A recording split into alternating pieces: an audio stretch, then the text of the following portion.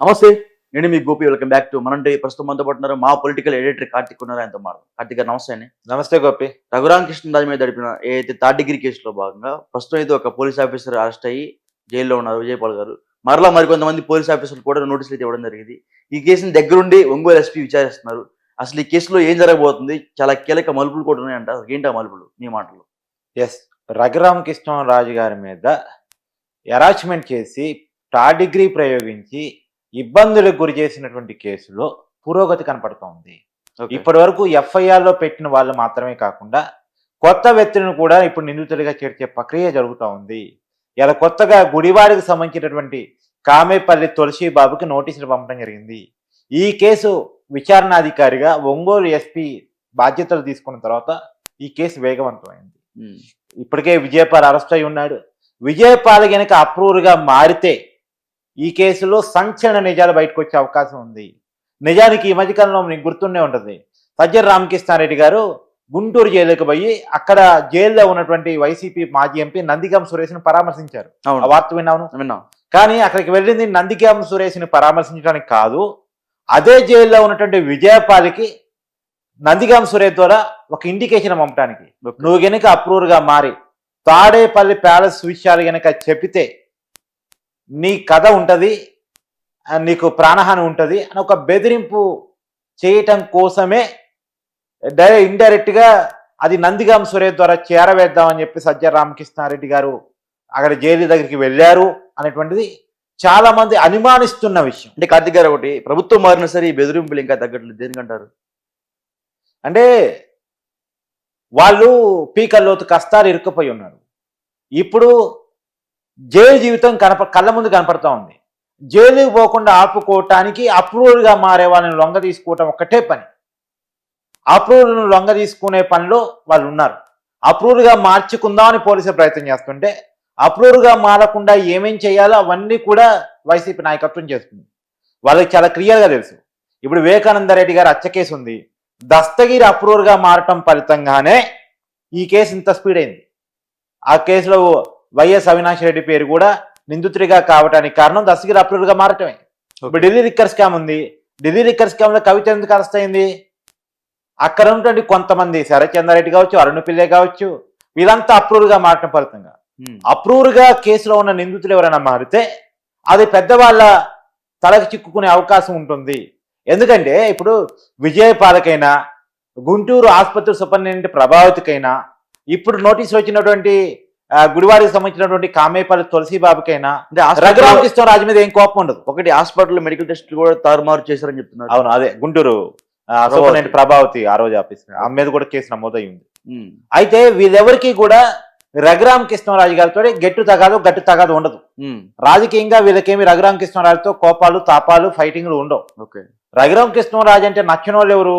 YCP అధినేత జగన్మోహన్ రెడ్డి, ఆ party రెండో ఇన్ఛార్జిగా ఉన్నటువంటి సజ్జల రామకృష్ణారెడ్డి లేదా విజయసాయి రెడ్డి, వీళ్ళకి మాత్రమే రఘురామకృష్ణరాజు నచ్చడు.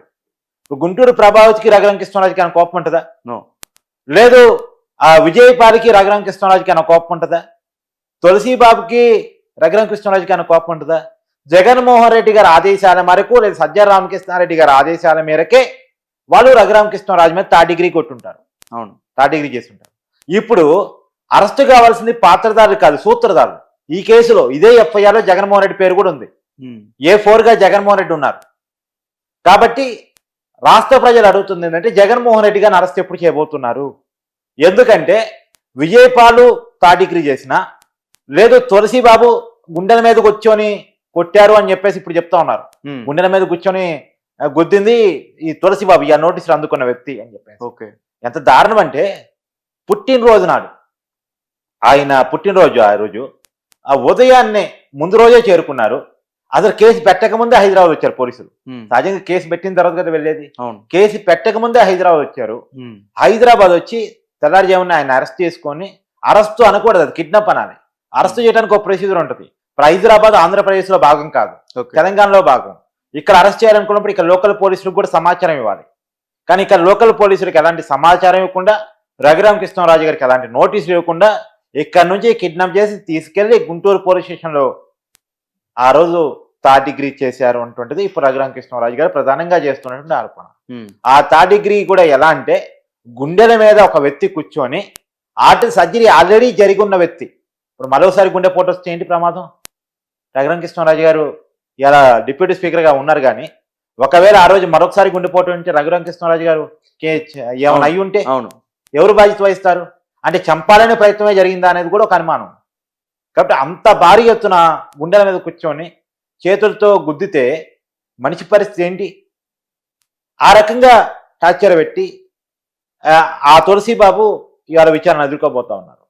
కానీ ఏది ఏమైనా వీళ్ళందరూ కాదు, ఇదంతా చేపించినటువంటి దీన్ని వీడియో తీసి పంపించినటువంటి ఎవరికైతే పంపించారో అది సజ్జల రామకృష్ణారెడ్డి గారు, జగన్మోహన్ రెడ్డి గారు తేల్చి వాళ్ళని ఇమ్మీడియట్గా అరెస్ట్ చేయాలి. ఈ కేసులో పాత్రధారుల వరకే అరెస్ట్ అయ్యారు, సూత్రధారులు అరెస్ట్ కాలేదు.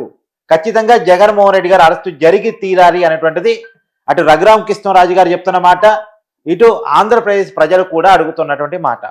ఏ కేసులోనైనా, ఒక్క కేసే కాదు, అది జట్వానీ కేసు అయినా, రఘురామ కృష్ణరాజు కేసు అయినా, మద్యం కేసు అయినా, ఇసుక కేసు అయినా, మట్టి కేసు అయినా, అక్రమ బియ్యం కేసు అయినా, ఇది పాత్రదాన్ని అరెస్ట్ చేయటం వల్ల, అధికారులను అరెస్ట్ చేయటం వల్ల, పిఏలను అరెస్ట్ చేయటం వల్ల లాభం లేదు. వీరందరితో ఈ పని చేపించిన వాళ్ళు ఎవరు?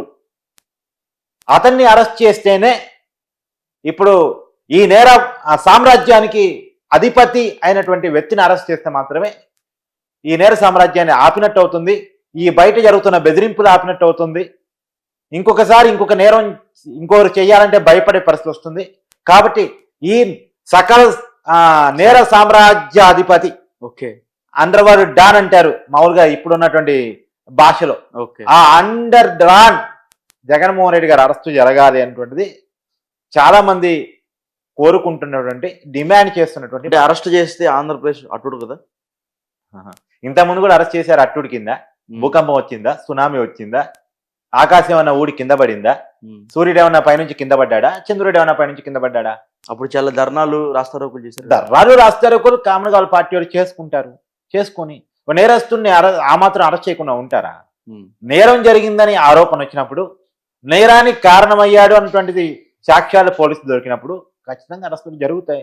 ఆయన అరెస్టు కొత్తదే ఉంది, జైలు జీవితం కొత్తదే ఉంది. 21 కేసులు సిబిఐ ఈడీ సంబంధించిన కేసులు ఉన్నాయి. 43,000 కోట్ల రూపాయల అక్రమ ఆస్తుల ఆరోపణలు ఆయన మీద 2011 నుంచి ఉన్నాయి. అప్పుడు ముఖ్యమంత్రి కూడా కాదు, ఇంకా కేవలం ఎంపీఏ. ఇప్పుడు ముఖ్యమంత్రిగా 5 సంవత్సరాలు పనిచేసి ఉన్నాడు. ఇంకెన్ని ఆరోపణలు ఆయన మీద ఉండుంటాయి? ఎన్ని కేసులు ఆయన మీద నమోదవుతా ఉన్నాయి? కాకపోతే ఆయన అరెస్ట్ కాకుండా ఈ పాత్రదారులు, చిన్న చిన్న వాళ్ళు అరెస్ట్ చేయటం వల్ల ఉపయోగాలు తక్కువ అన్నటువంటిది చాలా మంది మాట్లాడుకునే మాట. ఓకే, థ్యాంక్ యూ కార్తీక్ గారు. Thank you.